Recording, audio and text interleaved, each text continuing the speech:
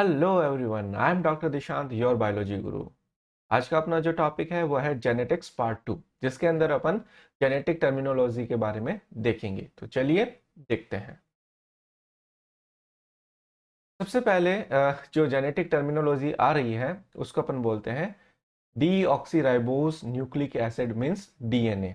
DNA nature में acidic होता है, इसलिए इसके नाम में भी एसिड आ रखा है, लिख रखा है। Deoxyribose nucleic acid means DNA is the cell's hereditary material and contains instructions for development, growth, and reproduction. DNA is passed from generation to generation in humans and many other organisms. तो आपको पता है कि जो DNA होता है वो human being के अंदर या हायर ऑर्गेनिज्म जो होते हैं उनके अंदर as a genetic material work करता है। यानी उसके अंदर उस ऑर्गेनिज्म के लिए इंफॉर्मेशन रहती है और वो एक जनरेशन से दूसरी जनरेशन में उन कैरेक्टर्स को, उन ट्रेट्स को एक जनरेशन से दूसरी जनरेशन में पहुंचाता है, कैरी करके ले जाता है। ठीक है, तो यहाँ पे डीएनए मॉलिक्यूल की स्ट्रक्चर दे रखी है। आपको पता होगा कि जो डीएनए होता है वो पॉलीमर होता है, किसका? Polymer of nucleotides. न्यूक्लियोटाइड्स, ठीक है। न्यूक्लियोटाइड्स किससे मिलके बनता है? डी ऑक्सी राइबोज शुगर से, clear, plus nitrogen base pair, ठीक है, नाइट्रोजन बेस पेयर और फॉस्फेट ग्रुप, और फॉस्फेट ग्रुप, ये तीनों स्ट्रक्चर मिलकर के न्यूक्लियोटाइड बनाते हैं। और न्यूक्लियोटाइड के रिपीटेशन से अपना क्या बनता है? डीएनए बनता है। तो ये जो आपको स्ट्रैंड दिखाई दे रहे हैं, ये वाले स्ट्रैंड, ये स्ट्रैंड जो है वो डीऑक्सीराइबोस शुगर और फॉस्फेट बॉन्ड से मिलकर के बनते हैं, क्लियर। और दोनों स्ट्रैंड को आपस में कनेक्ट किसके थ्रू किया जाता है? नाइट्रोजन बेस पेयर के थ्रू कनेक्ट किया जाता है, जो कि हाइड्रोजन बॉन्ड के थ्रू एक दूसरे को कनेक्ट करते हैं। तो इन नाइट्रोजन बेस पेयर के बीच में क्या मिलता है? हाइड्रोजन बॉन्ड मिलता है, ठीक है ना। ग्वानिन और साइटोसिन जो है उनके बीच में तो ट्रिपल हाइड्रोजन बॉन्ड मिलता है, और जो थाइमिन और एडिनिन है उसके बीच में डबल हाइड्रोजन बॉन्ड देखने को मिलता है। ये ग्वानिन, साइटोसिन, थाइमिन और एडिनिन, ये जो है वो नाइट्रोजन बेस पेयर है, क्लियर। तो ये डीएनए की स्ट्रक्चर है। जनरल को पूछे तो DNA is a polymer of nucleotides, ठीक है। नेक्स्ट अपन देखते हैं जीन। तो जीन क्या है? लिख रखा है a specific sequence of nucleotide in DNA that is located usually on a chromosome. Okay, तो आगे अपन देखेंगे कि जो डीएनए है वो क्रोमोसोम के अंदर प्रेजेंट होता है, क्लियर। और इसने बोला है a specific sequence of nucleotide. Okay, तो ये जो डीएनए है उसमें कुछ स्पेसिफिक न्यूक्लियोटाइड के सीक्वेंस होते हैं, उसको अपन जीन बोलते हैं। जैसे मान लो ये एक डीएनए का मॉलिक्यूल है और उसमें अपन एज्यूम कर रहे हैं कि यहाँ से लेकर के यहाँ तक, इस पार्ट तक जो जो न्यूक्लियोटाइड्स आ रहे हैं, ये ये ये सारे मिलकर के एक जीन बना रहे हैं, मान लेते हैं एक बार। ओके, ये क्या बना रहे हैं? जीन बना रहे हैं। तो जीन क्या है? जीन डीएनए के ही सेगमेंट है, ठीक है। और जनरली ये किस पे प्रेजेंट होता है? ये ऑब्वियसली डीएनए के पार्ट है, और डीएनए जो है वो क्रोमोसोम के अंदर पैक रहता है, तो क्रोमोसोम पे ये प्रेजेंट रहता है जीन, क्लियर। नेक्स्ट लिख रखा है a gene is the basic physical and functional unit of heredity. Okay, तो आपको पता होगा कि डीएनए जो होता है वो एक जनरेशन से दूसरी जनरेशन में ट्रांसफर होता है। तो जब डीएनए ट्रांसफर होता है तो उसके साथ में जो जीन है वो भी ट्रांसफर होगा। और डीएनए पे जो जीन होते हैं वो पार्ट होते हैं जो एक्चुअल में किसी इंडिविजुअल की या किसी ऑर्गेनिज्म के कैरेक्टर्स को क्या करते हैं? कंट्रोल करते हैं। तो ये क्या करते हैं? कैरेक्टर्स को कंट्रोल करते हैं। कैसे करते हैं बताएंगे आपको, ठीक है। इसलिए अपन इसको अपन हेरिडिटी की फिजिकल और फंक्शनल यानी स्ट्रक्चरल और फंक्शनल यूनिट के नाम से जानते हैं, ठीक है। तो जनरली आपसे पूछे कि जीन क्या होता है तो आप कह सकते हो सेगमेंट ऑफ डीएनए जो कि एक अपने अंदर इंफॉर्मेशन रखता है और कैरेक्टर्स को कंट्रोल करता है। ठीक है, नेक्स्ट है how to gene control characters. तो कोई जीन जो होता है वो कैरेक्टर्स को कैसे कंट्रोल करता है उसको देखते हैं। तो मान लो ये एक डीएनए सेगमेंट है, ये एक डीएनए है, डीएनए का मॉलिक्यूल है, क्लियर। और डीएनए का ये पार्ट जो है, मान लो ये इतना पार्ट मान लेता हूँ, ये इतना पार्ट जो है वो एक जीन है। वो एक क्या है? जीन है। तो डीएनए एक्चुअल में जीन क्या है? डीएनए के सेगमेंट्स होते हैं। तो मान लो ये जीन है या डीएनए है। अब ये जो डीएनए होता है वो एक प्रोसेस के थ्रू एमआरएनए में कन्वर्ट हो जाता है। तो ये अपना डीएनए था और ये अपना एमआरएनए। डीएनए से एमआरएनए बनने की प्रोसेस को बोलते हैं ट्रांसक्रिप्शन। Transcription, clear. अब ये एमआरएनए एक स्पेशल टाइप की प्रोटीन बनाता है। मान लो ये एक स्पेशल टाइप की प्रोटीन है, तो मैं बोलता हूं प्रोटीन। यानी ये जो जीन था, ये डीएनए का जो सेगमेंट था, उसके अंदर ऐसी कैपेबिलिटी थी कि वो एक स्पेशल टाइप का एमआरएनए बना सकता था। और जिस प्रोसेस के थ्रू ये एमआरएनए बनाते हैं उसको अपन बोलते हैं ट्रांसक्रिप्शन। अब ये एमआरएनए प्रोटीन में एक्सप्रेस होता है, तो इस प्रोसेस को अपन बोलते हैं ट्रांसलेशन। ट्रांसलेशन। अब ये जीन जो है वो एमआरएनए के हेल्प से जो प्रोटीन बना रहा है, इस प्रोटीन का एक पर्टिकुलर क्या होता है? फंक्शन होता है। जैसे मैं बताता हूं कि मान लो ये प्रोटीन आगे चल करके ग्रोथ हार्मोन बना रहा है। क्या बना रहा है? ग्रोथ हार्मोन बना रहा है, क्लियर। ग्रोथ हार्मोन में मतलब ये जो प्रोटीन है वो आगे चल के ग्रोथ हार्मोन बनाएगा। और जब ग्रोथ हार्मोन बनेगा तो इंडिविजुअल की हाइट क्या होगी? बढ़ेगी। मान लो पहले इस तरीके की हाइट थी, तो ग्रोथ हार्मोन बनने के बाद में उसकी हाइट क्या होगी? बढ़ गई। की हाइट क्या हुई? बढ़ गई। तो ये किसके थ्रू कंट्रोल हुआ? इस प्रोटीन की वजह से। और इस प्रोटीन को कोड किसने किया? इस जीन ने, इस डीएनए के सेगमेंट ने। तो अल्टीमेटली इस इंडिविजुअल की जो हाइट है, जो बढ़ी है, वो किससे कंट्रोल हुई? इस जीन से कंट्रोल हुई। और हाइट जो है वो किसी ऑर्गेनिज्म का क्या है? एक कैरेक्टर है। समझ गए? इस तरीके से बहुत से कैरेक्टर होते हैं बॉडी में। जैसे हेयर कैसे हैं, कर्ली हेयर है या स्ट्रेट हेयर है। आंखों का कलर कैसा है, वो भी एक कैरेक्टर है। ठीक है, स्किन का कलर कैसा है, वो भी एक कैरेक्टर है। हाइट कैरेक्टर है। तो जितने भी बॉडी में जो अपने को फीचर देखने को मिलते हैं वो सारे कैरेक्टर हैं। और वो इनडायरेक्टली जीन के थ्रू कंट्रोल होते हैं, क्लियर। इसलिए जीन को अपन किसी भी ऑर्गेनिज्म की उसकी हेरिडिटी की फिजिक स्ट्रक्चर और फंक्शन यूनिट बोलते हैं। और साथ ही साथ कैरेक्टर को कंट्रोल करने वाली यूनिट भी बोलते हैं। समझ गए? तो इस तरीके से जो जीन है वो अपने आप को एक्सप्रेस करता है एक प्रोटीन के अंदर। और इस प्रोटीन का एक पर्टिकुलर फंक्शन होता है जो अपनी बॉडी की फिजियोलॉजी को क्या करती है? कंट्रोल करती है।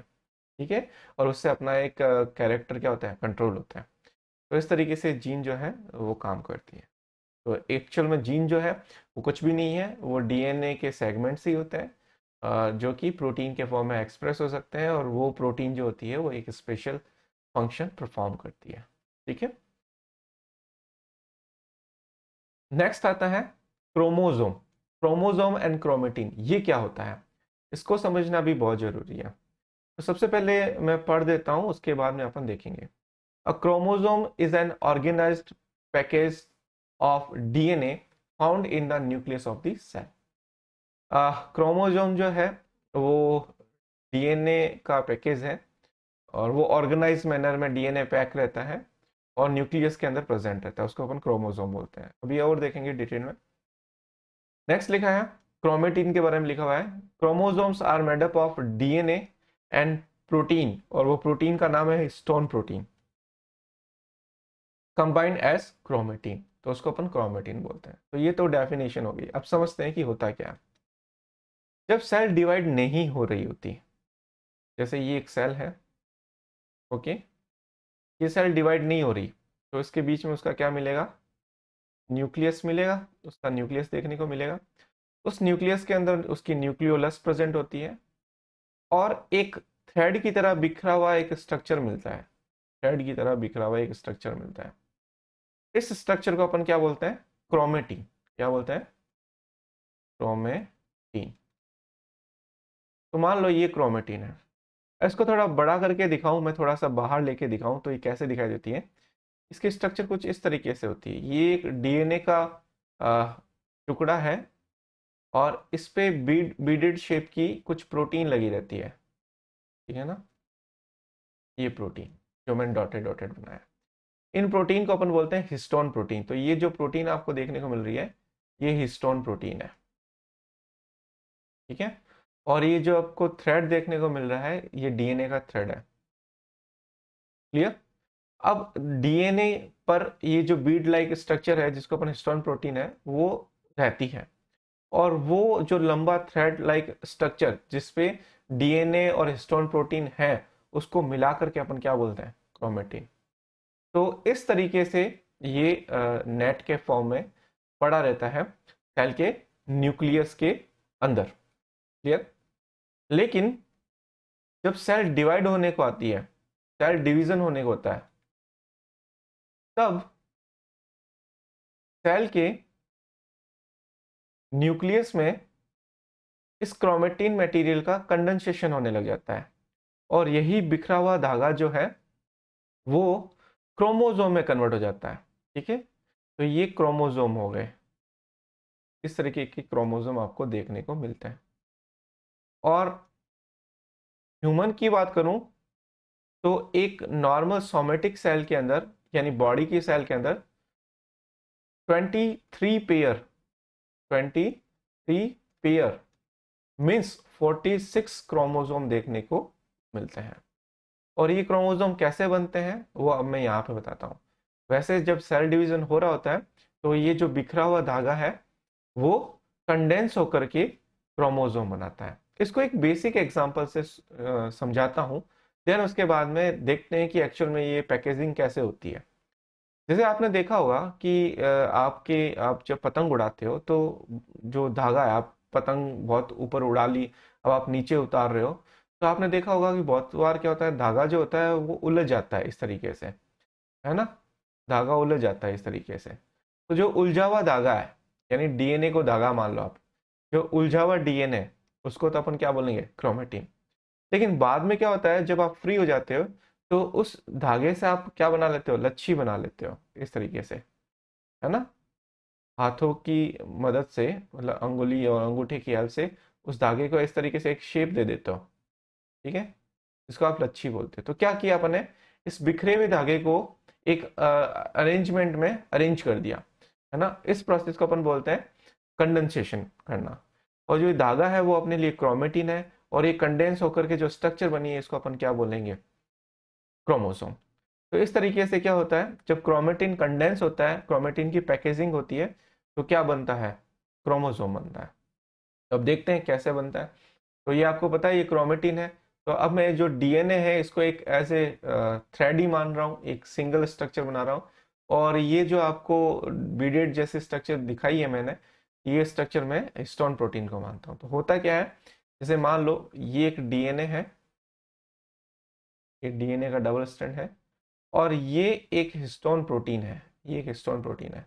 तो इस पे ये डीएनए का थ्रेड आता है और कॉइल करता है, आगे की तरफ जाता है, पीछे से होकर के आगे की तरफ आता है और फिर इस तरीके से हो जाता है। तो इस तरीके के स्ट्रक्चर्स बनाता है, क्लियर। तो हिस्टोन प्रोटीन पे, ये हिस्टोन प्रोटीन है और ये डीएनए का थ्रेड है। तो हिस्टोन प्रोटीन पे ये जो डीएनए का थ्रेड आकर के इस पे कॉइल होता है और ये जो कंप्लीट स्ट्रक्चर बनती है, इस कंप्लीट स्ट्रक्चर को अपन बोलते हैं न्यूक्लियोसोम। क्या बोलते हैं, न्यूक्लियोसोम। और इस तरीके से डीएनए पे बहुत सारे न्यूक्लियोसोम होते हैं। तो किस तरीके से फिर डीएनए दिखाई देता है, वो डीएनए कुछ इस तरीके से दिखाई देता है। ये थ्रेड लाइक डीएनए बना दिया, उस पे ये हिस्टोन प्रोटीन आई, इन हिस्टोन प्रोटीन पे ये डीएनए का थ्रेड कॉइल हुआ और इस तरीके से ये चलता रहता है, ठीक है।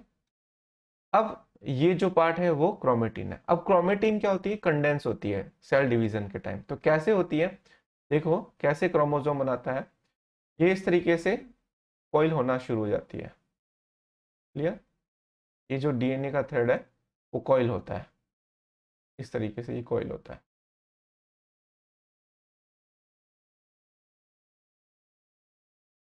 इस तरीके से ये जो न्यूक्लियोसोम कंटेनिंग जो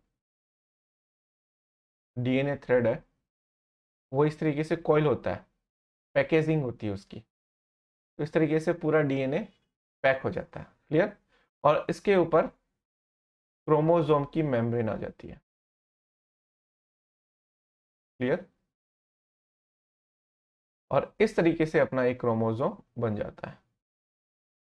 तो इस तरीके से एक क्रोमोसोम का फॉर्मेशन होता है। तो जो बिखरा हुआ धागा था, ठीक है, जिसको अपन ने क्रोमेटिन मटेरियल बोला, वो कंडेंस होकर के क्या बना लेता है, क्रोमोसोम बना लेता है। तो ये तो क्या थी, क्रोमेटिन थी। लेकिन जब इसका कंडेंसेशन हुआ यानी पैकेजिंग हुई तो क्या बन गया, क्रोमोसोम बन गया। क्लियर, इस तरीके से जो नॉर्मल ह्यूमन बॉडी होती है उसके अंदर 46 क्रोमोसोम बनते हैं क्रोमेटिन की पैकेजिंग से। तो आप देख सकते हो ना, पहले बिखरा हुआ धागा था, फिर उसका कंडेंसेशन हुआ तो क्या बना, क्रोमोसोम बना। तो यहाँ पे वही चीज बताई है मैंने कि पहले जो बिखरा हुआ धागा था जिसको क्रोमेटिन बोला, फिर उसका कंडेंसेशन हुआ तो उसको अपन ने क्या बोल दिया, क्रोमोसोम बोल दिया। तो इस तरीके से क्रोमोसोम बनते हैं। अच्छा, डीएनए और क्रोमोसोम में क्या डिफरेंस है वो मैं आपको बता देता हूं। आपको ये अंदर की तरफ जो देखने को मिल रहा है, आपको ये अंदर की तरफ जो देखने को मिल रहा है ये वाला, ये एक्चुअल में क्या है, डीएनए है। ठीक है, डीएनए कंडेंस होकर के जो स्ट्रक्चर बनाता है और बाहर की तरफ एक मेम्ब्रेन आ जाती है, ठीक है ना, वो फिर एक स्ट्रक्चर बनती है, उसको अपन क्रोमोसोम बोलते हैं। इसको एकदम सिंपल वे में समझे तो जैसे कोई गिफ्ट होता है ना, गिफ्ट आइटम होता है, उसको अपन एक डब्बे के अंदर पैक करके देते हैं ना किसी को। जैसे ये अंदर वाला अपना गिफ्ट है, ये गिफ्ट है, ठीक है, इसको अपन एक डब्बे के अंदर पैक करके देते हैं। ठीक है, तो इस डब्बे की हेल्प से इस गिफ्ट को कैरी किया जाएगा। तो इस अंदर वाले गिफ्ट को तो आप डीएनए की तरह एज्यूम कर लो, ठीक है, और ये जो डब्बा है इसको आप क्रोमोसोम मान लो। ठीक है, तो क्रोमोसोम वो स्ट्रक्चर होती है जो डीएनए को कैरी करके ले जाती है।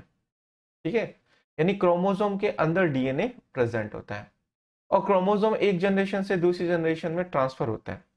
तो उसके साथ में उसके अंदर प्रेजेंट डीएनए भी क्या होगा, ट्रांसफर होगा, और डीएनए पे प्रेजेंट जीन भी क्या होंगे, ट्रांसफर होंगे। और जब जीन जाएंगे तो जीन क्या करते हैं, किसी भी कैरेक्टर को रेगुलेट करते हैं। तो उसमें उस इंडिविजुअल में जिस तरह के जीन गए हैं उसके हिसाब से उसके कैरेक्टर क्या होता है, कंट्रोल होता है। ठीक है, तो इस तरीके से क्रोमोसोम और क्रोमेटिन को अपन एक्सप्लेन कर सकते हैं। ठीक है, कुछ नहीं है, डीएनए का थ्रेड होता है जो कि हिस्टोन प्रोटीन से घिरा हुआ रहता है और बहुत सारे हिस्टोन प्रोटीन मिलकर के एक माला की तरह स्ट्रक्चर बना लेती है और फिर उसके बाद में उसका क्या होता है, कंडेंसेशन हो जाता है।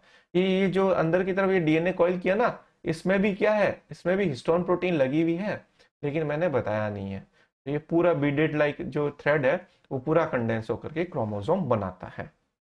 ओके, नेक्स्ट है कैरेक्टर और ट्रेट क्या होते हैं। तो लिख रखा है, एक character is a heritable feature that varies among individual.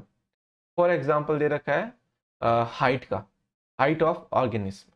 Clear, और ट्रेट दे रखा है, trait is a variant of variant for character such as tall and dwarf.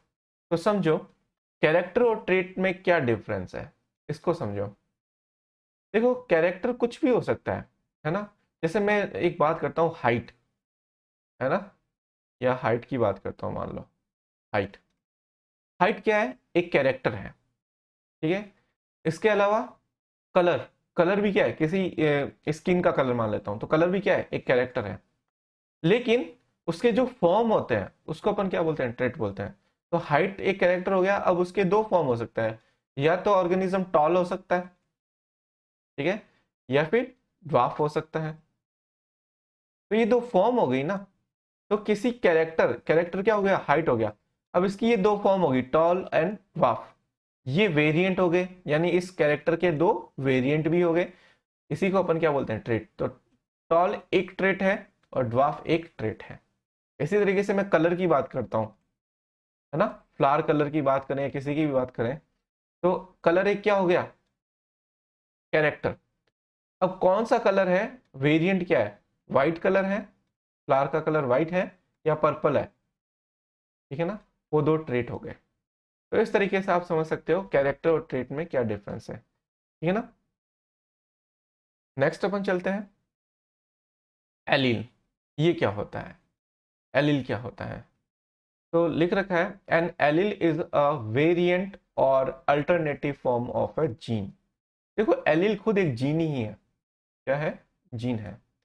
लेकिन किसी भी कैरेक्टर के लिए रिस्पॉन्सिबल दो जीन होते हैं, मतलब किसी कैरेक्टर को एक्सप्रेस करना है ना, तो हमेशा जीन को जोड़े में आना पड़ेगा, तभी वो कैरेक्टर एक्सप्रेस हो पाएगा, ठीक है। तो जैसे मैंने आपको बताया कि किसी कैरेक्टर के ट्रेट्स हो सकते हैं, उसी तरीके से किसी कैरेक्टर को कंट्रोल करने के लिए दो जीन रिक्वायर्ड होते हैं, ठीक है। और उस कैरेक्टर को कंट्रोल करने के लिए जो जीन रिस्पॉन्सिबल है, उसकी एक से ज्यादा फॉर्म देखने को मिल सकती है। कैसे, एक एग्जांपल के थ्रू समझते हैं। अच्छा, सबसे पहले ये देख लेते हैं, उसके बाद एग्जांपल समझते हैं। Allele are of two types, first one is dominant and second recessive. तो इसका मतलब क्या है, इसको समझो। इस एग्जांपल के थ्रू आपको एलील का भी पता चल जाएगा और डोमिनेंट और रिसेसिव का भी पता चल जाएगा। तो यहाँ पे दे रखा है आपको हाइट। हाइट क्या है, एक कैरेक्टर है, और इसके दो ट्रेट मैंने बताया था, एक तो टॉलनेस होती है, एक ड्वार्फनेस होती है, ठीक है। अब क्या है, इस हाइट को कंट्रोल करने के लिए अपने को जीन चाहिए, और मैंने कहा था जीन क्या होता है, हमेशा पेयर में आता है। तो पेयर में जीन में कैसे एलील्स प्रेजेंट हैं, जैसे कि मान लो ये एलील यहाँ पे बता रखा है, टॉलनेस के लिए कैपिटल टी रिक्वायर्ड है। तो ये एक जीन है, ठीक है, जो कि हाइट को कंट्रोल करता है, और ये हाइट बढ़ाता है, ठीक है, हाइट बढ़ाता है, तो ये क्या है, डोमिनेंट है। क्लियर। दूसरा फॉर्म क्या है, स्मॉल टी। ये भी हाइट को ही अफेक्ट करता है, लेकिन ये अपने करेक्टर को शो नहीं कर सकता, इसलिए ये क्या होता है, रिसेसिव होता है। और ये जब आता है तो ड्वार्फनेस आता है। तो कहने का मतलब ये है कि जो हाइट है वो अपना एक कैरेक्टर है, और उस कैरेक्टर को कंट्रोल करने के लिए अपने पास में दो जीन है, एक कैपिटल टी और एक स्मॉल टी। कैपिटल टी आएगा तो वो डोमिनेंट होगा, वो हाइट बढ़ाएगा। स्मॉल टी आएगा तो वो रिसेसिव होगा, वो हाइट नहीं बढ़ाएगा, ठीक है। तो दोनों है तो हाइट से ही रिलेटेड जीन ना, तो इसको अपन क्या बोलते हैं, एलिल्स। ये भी एक जीन है, लेकिन ये अल्टरनेटिव फॉर्म है किसकी, जीन की। ये हाइट बढ़ाएगा, ये हाइट घटाएगा, दोनों हाइट से रिलेटेड है, और दोनों क्या है, एक वेरिएंट फॉर्म है, एक फॉर्म है, यूं कह सकते हैं, ठीक है। और भी ज्यादा क्लियर हो जाएगा आपको आगे, जब मैं आपको डोमिनेंट और रिसेसिव चीज बताऊंगा, एक्सप्लेन करूंगा तब। बस आपको इतना ध्यान रखना है कि कोई भी कैरेक्टर जो होता है वो जीन से रेगुलेट होता है, जीन पेयर में होता है, और एक पर्टिकुलर जीन के क्या होते हैं, कुछ एलील्स होते हैं। जैसे मैंने बताया हाइट के लिए जो जीन होता है, उसमें टी, कैपिटल टी और स्मॉल टी, ये दो देखने को मिलते हैं। तो ये दोनों लंबाई को या हाइट को अफेक्ट करते हैं। ये कैपिटल टी आएगा तो ये बढ़ाएगा, और स्मॉल टी आएगा तो कम करेगा। इसलिए ये दोनों क्या हो गए, अल्टरनेटिव फॉर्म हो गए हाइट के लिए रेस्पॉन्सिव जीन की। बात समझ आ गई। इस तरीके से जितने भी कैरेक्टर होते हैं उसके लिए उनकी अल्टरनेटिव जीन फॉर्म्स होती है, जिनको अपन क्या बोलते हैं, एलिल्स बोलते हैं। समझ गए। अब अपन समझते हैं homozygous and heterozygous.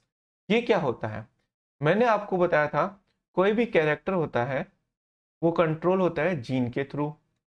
Okay, gene के थ्रू होता है। जैसे मैंने एग्जांपल ले लिया हाइट का,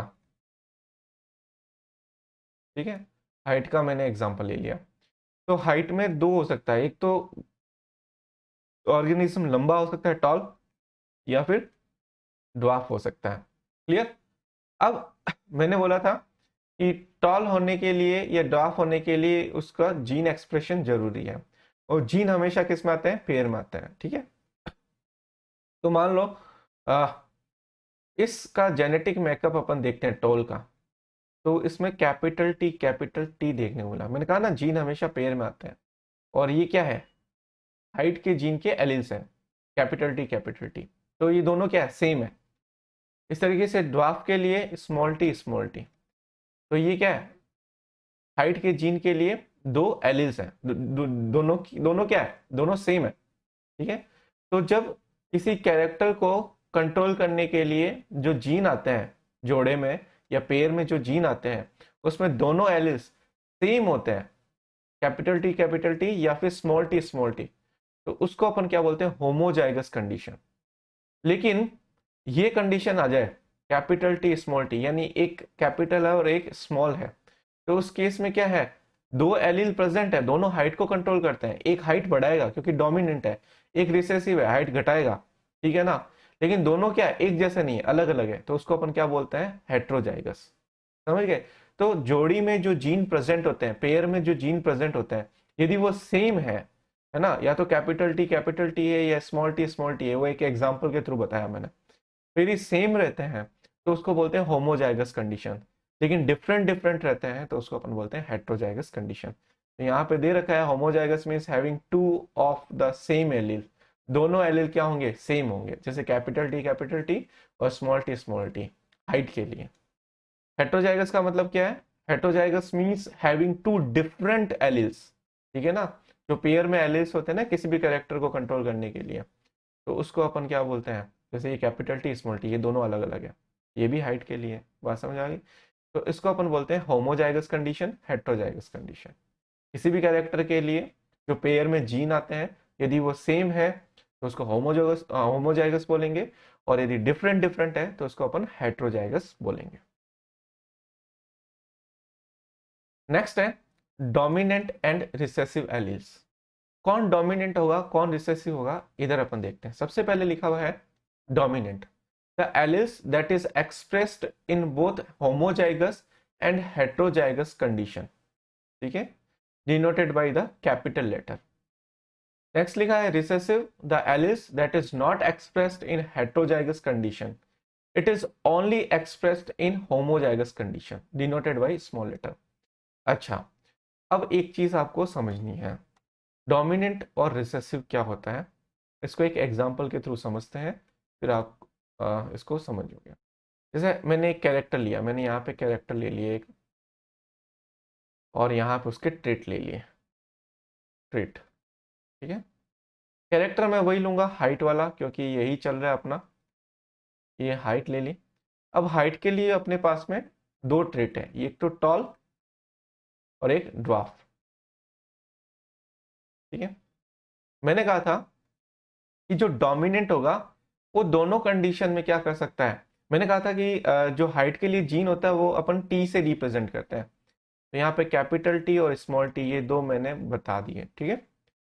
अब क्या होगा, ये जो कैपिटल होता है, कैपिटल में अपन जो जीन यहाँ पे रिप्रेजेंट करते हैं या डिनोट करते हैं, वो डोमिनेंसी को रिप्रेजेंट करता है। किसको रिप्रेजेंट करता है, डोमिनेंट, डोमिनेंसी को या डोमिनेंट को रिप्रेजेंट करता है, ठीक है। और स्मॉल जो लेटर होता है वो रिसेसिव ट्रेट को रिप्रेजेंट करता है, रिसेसिव ट्रेट को क्या करता है, रिप्रेजेंट करता है। अब मैंने बोला कि कोई भी कैरेक्टर को कंट्रोल करना है तो जीन पेयर में आएगा, तो मान लो टॉल का है, तो ये कैपिटल टी हो सकता है, या कैपिटल टी स्मॉल टी हो सकता है, ठीक है, या फिर स्मॉल टी हो सकता है। ये तीन कंडीशन ही बन सकती है इन दोनों के कॉम्बिनेशन से, ठीक है। अब डोमिनेंट का मतलब ये होगा कि वो जीन जो कि अपना इफेक्ट शो करता है, ठीक है, वो अपने इफेक्ट को शो कर पाता है। जैसे कि यहाँ कैपिटल टी है, वो हाइट बढ़ाने वाला जीन है, तो वो हाइट बढ़ाएगा, यानी अपने कैरेक्टर को शो करेगा, अपने ट्रेट को शो करेगा। लेकिन जो स्मॉल टी है वो अपने कैरेक्टर को शो नहीं कर पाता है, ठीक है, तो उसको अपन क्या बोल देते हैं, रिसेसिव। तो यहाँ पे कैपिटल टी है, दोनों सेम है, और दोनों ही क्या है, दोनों ही क्या है, डोमिनेंट है, ये भी डोमिनेंट है, ये भी डोमिनेंट है, तो दोनों अपने इफेक्ट को बढ़ाएंगे, तो हाइट बढ़ेगी, यानी ऑर्गेनिज्म टॉल होगा।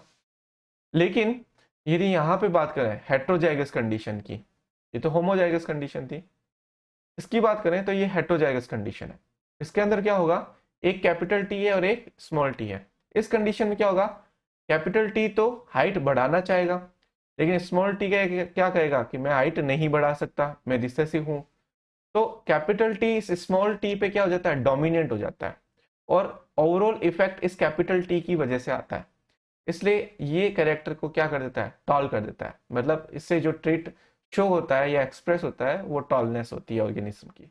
यानी जब कैपिटल टी और स्मॉल टी जब साथ में आते हैं, तो जो डोमिनेंट है मतलब कैपिटल टी है, वो स्मॉल टी के कैरेक्टर को सप्रेस कर देता है और अपने कैरेक्टर को डोमिनेंट कर देता है और अपने कैरेक्टर को एक्सप्रेस कर पाता है। इसलिए ओवरऑल ऑर्गेनिज्म जो है वो इस कैपिटल टी के अकॉर्डिंग ही अपने कैरेक्टर को शो करता है।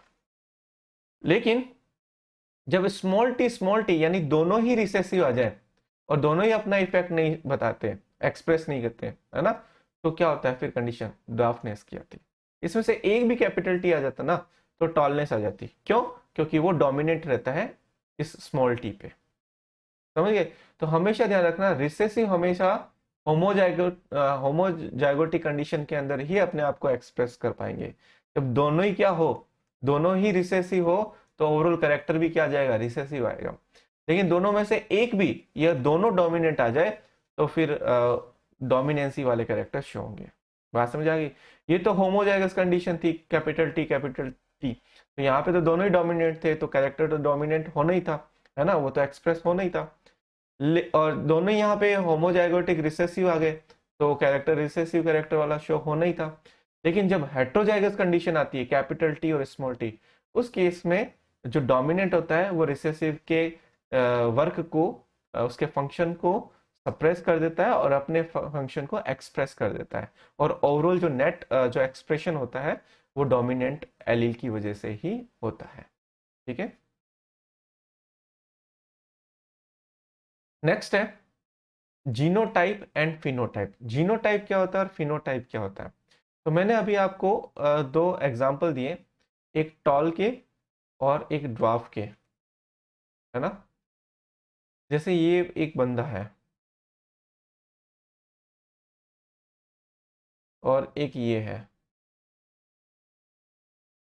ठीक है। अब बाहर से देख करके अपने को पता चल रहा है कि ये बंदा जो है वो टॉल है और ये बंदा जो है वो ड्वार्फ है। तो बाहर से देख करके, फिजिकली अपन उसको देख करके, उसके फिजिकल अपीयरेंस से यदि उसके कैरेक्टर का पता लगा पा रहे हैं, तो उसको अपन बोलते हैं फिनोटाइपिक कैरेक्टर। या फिनोटाइप बाहर से देख करके लिख रखा है, द ऑब्जर्वेबल कैरेक्टर्स और physical appearance of an organism that are genetically control. ठीक है, ये होते तो जेनेटिकली कंट्रोल है, लेकिन बाहर से देख करके अपने को पता चल रहा है, अपन बता सकते हैं ये लंबा है और ये बोना है, ये टॉल है, ये ड्वार्फ है। तो किसी को बाहर से देख करके उसके कैरेक्टर का पता लगाना क्या कहलाता है, फिनोटाइप कहलाता है। ठीक है। लेकिन ये टॉल क्यों है, इसका जेनेटिक्स की वजह से ये टॉल है। यानी इसका जेनेटिक्स या तो कैपिटल टी है, कैपिटल टी स्मॉल टी है। कैपिटल टी साथ में आते हैं तो डोमिनेंसी डबल हो जाती है, यानी दोनों ही क्या है, अपने आप अपने इफेक्ट को शो करेंगे। यहाँ पे ये शो करेगा, ये शो नहीं कर पाएगा हेटेरोजाइगस कंडीशन में।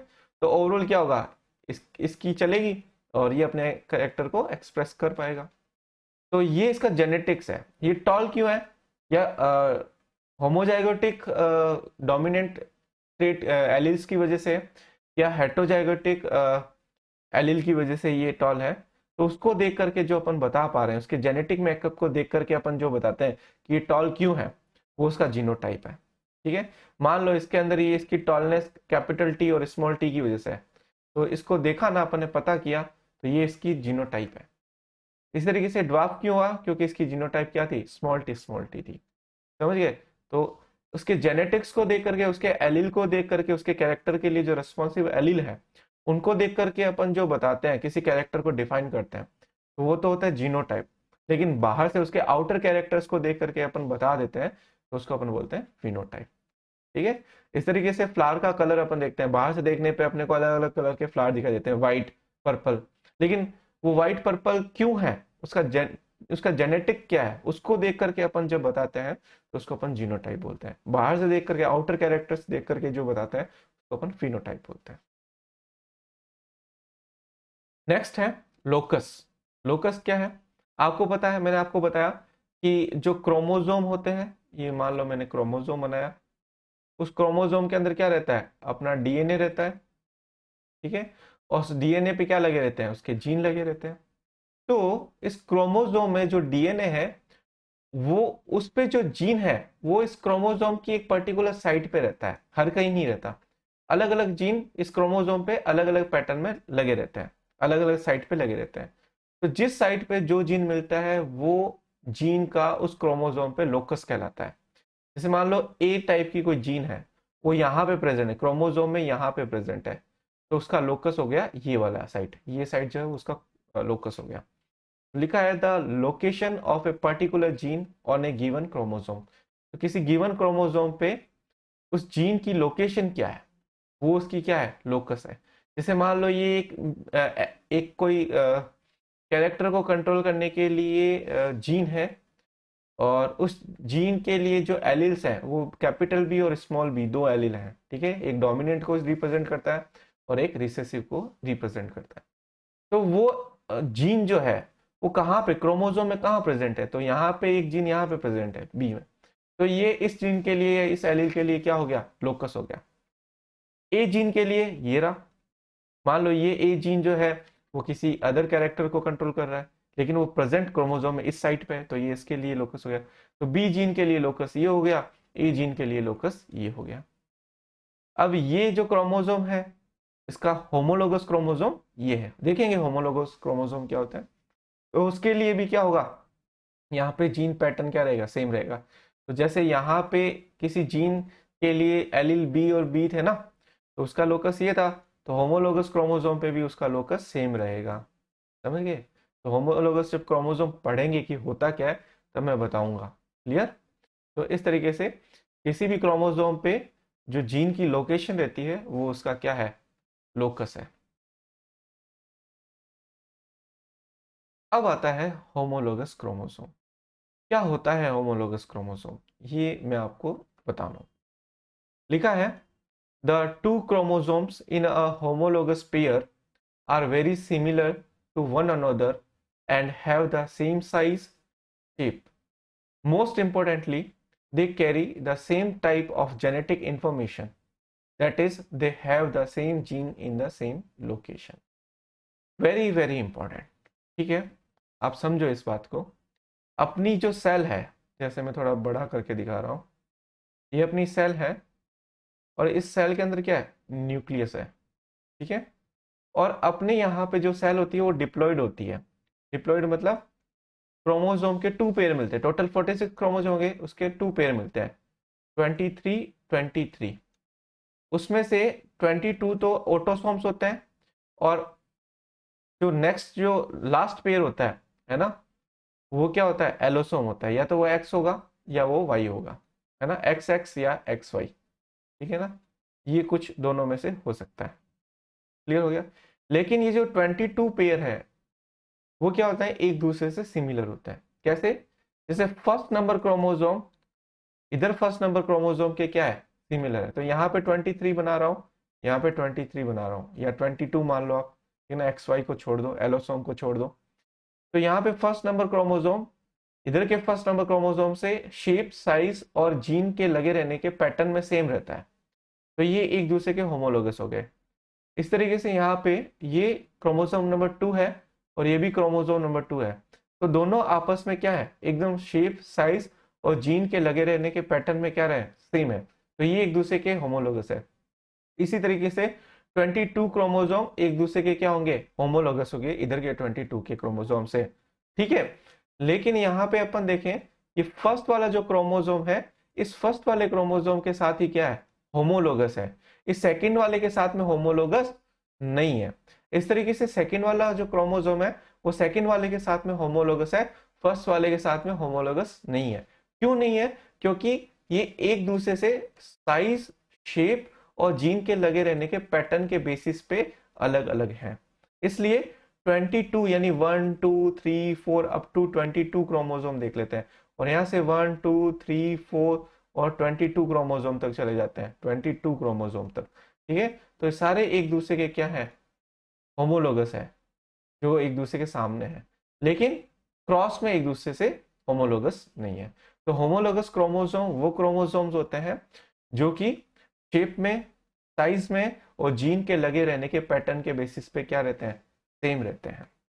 अब ये वाला पेयर जो है 22 वाला पेयर, ठीक है ना, वो अपने को अपने फादर से मिलता है, मेल पेरेंट से, और ये जो 22 वाला है ये अपने को अपने फीमेल यानी अपने मैटरनल कंपोनेंट से मिलता है। इस तरीके से एन और एन मिलकर के क्या बन जाते हैं, 2n बन जाते हैं। बात समझ आ गई? तो यहाँ पे ये जो क्रोमोसोम है, मान लो ये क्रोमोसोम नंबर क्या है, फर्स्ट है, और ये क्रोमोसोम नंबर क्या है, फर्स्ट ही है, ठीक है। लेकिन ये क्रोमोसोम अपने को अपने पैटर्नल पार्ट से मिला है, यानी अपने फादर से मिला है, और ये क्रोमोसोम नंबर फर्स्ट है, वो क्या है, अपने मैटरनल पार्ट से मिला है, यानी अपन इसकी और इसकी बात कर रहे हैं। ठीक है, तो अब ये शेप में क्या है, सेम है, इनकी लेंथ, इनकी विड्थ सब सेम है, ठीक है, इनका साइज सेम है, और इन पे मान लो ये जो जीन है, बी टाइप का जीन, उसका भी पैटर्न क्या है, सेम, यहाँ पे बी है, तो इस क्रोमोसोम के यहाँ पे उसी कैरेक्टर के लिए जीन मिलेंगे। हाँ, एलील अलग हो सकते हैं, है ना, किसी भी जीन के लिए उसके एलील्स प्रेजेंट होते हैं। तो यहाँ पे इसके दो एलील हैं, कैपिटल बी स्मॉल बी, तो यहाँ कैपिटल बी है तो यहाँ स्मॉल बी दे रखा है, लेकिन ये जरूरी नहीं कि यही होगा। यहाँ कैपिटल बी है तो यहाँ पे भी कैपिटल बी हो सकता है, अच्छा यहाँ कैपिटल बी है तो यहाँ पे स्मॉल बी भी हो सकता है, तो कोई भी कॉम्बिनेशन हो सकता है, लेकिन वो उस कैरेक्टर के लिए जो जीन है वो सेम रहेगा। ठीक है, इसी तरीके से यहाँ पे कोई जीन दे रखा है, उसका एलील ए है, तो यहाँ पे वो जीन प्रेजेंट है ना, उसका एलील प्रेजेंट है, तो उसके होमोलोगस क्रोमोसोम पे उसी साइड पे उसी लोकस पे क्या मिलेगा, उसका उसी जीन का कोई ना कोई एलील देखने को मिलेगा। तो ये होता है होमोलोगस क्रोमोसोम, और जो कि शेप, साइज और जीन के लगे रहने के पैटर्न में सेम रहते हैं। यहाँ पे जो जीन था उसका पैटर्न सेम है, और यहाँ पे जो जीन है उसका भी इसके साथ में पैटर्न सेम है, इसलिए इनको अपन क्या बोलते हैं, होमोलोगस क्रोमोसोम बोलते हैं। ये होमोलोगस क्रोमोसोम आते कैसे हैं मैं आपको बताऊंगा। तो यहाँ पे दे रखा है, the 46 chromosome of human cells are organized into 23 pair, and the two members of each pair are said to be homologous of one another, with the slight exception of X and Y chromosomes। कैसे होता है थोड़ा detail में देखते हैं। जैसे कि ये स्पर्म है, ये फादर का स्पर्म है, इसके अंदर क्रोमोसोम एन हैप्लॉइड होंगे 23 क्रोमोसोम, और ये क्या है, ओवा है, क्लियर, और ओवा मदर से आता है, तो इसमें भी 23 क्रोमोसोम्स होंगे। तो इसके अंदर क्या होगा, first number chromosome, second number chromosome, third number, और ऐसे ऐसे करते करते 22 क्रोमोसोम, या फिर साथ में एक्स या वाई वाला क्रोमोसोम होगा, जिसको एलोसोम बोलते हैं। इसी तरीके से इसके अंदर भी क्या होगा, 1 2 3, इस तरीके से 22 तो ऑटोसोम होंगे, और एक्स या एक्स जो है वो क्या होगा, एलोसोमल क्रोमोसोम होगा। तो क्रोमोसोम फर्स्ट नंबर इधर भी है, क्रोमोसोम फर्स्ट नंबर ये है, लेकिन ये जो क्रोमोसोम आ रहा है वो अपने मेल से आ रहा है, और ये फीमेल से आ रहा है। दोनों जब आपस में गैमेट फ्यूज होते हैं तो क्या बनता है, जाइगोट बनता है, 2n। तो जब जाइगोट बनता है ना ये 2n, तो उसमें से 1n जो है वो फादर से आता है, यानी 1 2 3 और ऐसे करते करते अदर क्रोमोसोम, और 1/2 जो है वो मदर से आता है।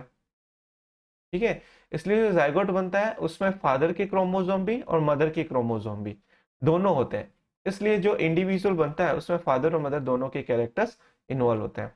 तो यहाँ पे ये फर्स्ट वाला जो है ना, वो इसके फर्स्ट वाले से क्या है, शेप साइज में क्या है, सेम है, जीन के लगे रहने के पैटर्न में सेम है, इसलिए इसको अपन क्या बोलते हैं, होमोलोगस क्रोमोसोम। अब मैं इसको थोड़ा और डिटेल में बता देता हूँ। जैसे ये फर्स्ट नंबर क्रोमोसोम है, ठीक है, मान लो ये फादर से मिला है, ये फादर से मिला है, तो वैसे ही वैसा क्या होगा, मदर से मिलने वाला क्रोमोसोम हो जाएगा, ये मदर से मिलने वाला क्रोमोसोम हो गया। अब मान लो इसके लिम्ब पे यहाँ पे कोई जीन प्रेजेंट है किसी कैरेक्टर के लिए, तो वैसा का वैसा जीन यहाँ पे भी देखने को मिलेगा। ठीक है, मान लो यहाँ पे कोई जीन प्रेजेंट है तो उसका पैटर्न भी क्या रहेगा, सेम रहेगा। तो कुल मिलाकर के होमोलोगस जो क्रोमोसोम्स होते हैं वो शेप, साइज और जीन के लगे रहने के पैटर्न के हिसाब से क्या रहते हैं, सेम रहते हैं। तो ये दोनों एक दूसरे के क्या है, सेम है। हाँ, इधर एलील अलग अलग हो सकता है, मान लो यहाँ कैपिटल टी है तो यहाँ स्मॉल टी हो सकता है। हाइट के लिए जीन मान लो यहाँ पे इस लोकस पे, तो यहाँ कैपिटल टी है तो यहाँ स्मॉल टी हो सकता है। इसका उल्टा भी हो सकता है, यहाँ स्मॉल टी है तो यहाँ कैपिटल टी हो सकता है, यहाँ कैपिटल टी है तो यहाँ कैपिटल टी हो सकता है, यहाँ स्मॉल टी है यहाँ स्मॉल टी हो सकता है। तो एलील अलग हो सकता है लेकिन वो कैरेक्टर के लिए जीन का पैटर्न जो है वो सेम रहेगा, इंफॉर्मेशन सेम रहेगी।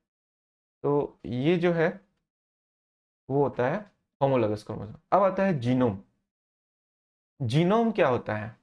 तो अपन ने देखा कि अपने जो क्रोमोसोम होते हैं फर्स्ट, सेकंड, थर्ड, फोर्थ, उसके क्या होते हैं, होमोलोगस क्रोमोसोम प्रेजेंट होते हैं फर्स्ट, सेकंड, थर्ड, फोर्थ, इस तरीके से। तो 22 क्रोमोसोम के 22 होमोलोगस क्रोमोसोम प्रेजेंट होते हैं। तो इनके जो हैप्लॉइड सेट है, मतलब एक कोई भी इंडिविजुअल की सेल होती है वो 2n होती है, जिसको अपन क्या बोलते हैं, डिप्लॉइड बोलते हैं। तो अपन क्या बोलते हैं, डिप्लॉइड।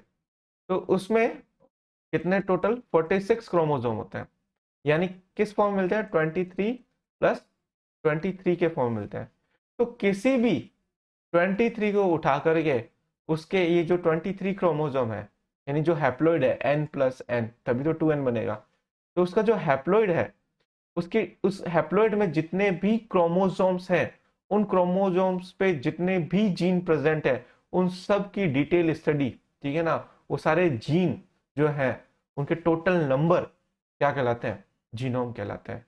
यानी यूं कह सकता हूं कि किसी भी डिप्लॉइड सेल में जो उसके हैप्लॉइड क्रोमोसोम नंबर है, उन पे जितने भी जीन प्रेजेंट है उनका टोटल नंबर क्या कहलाता है, जीनोम कहलाता है।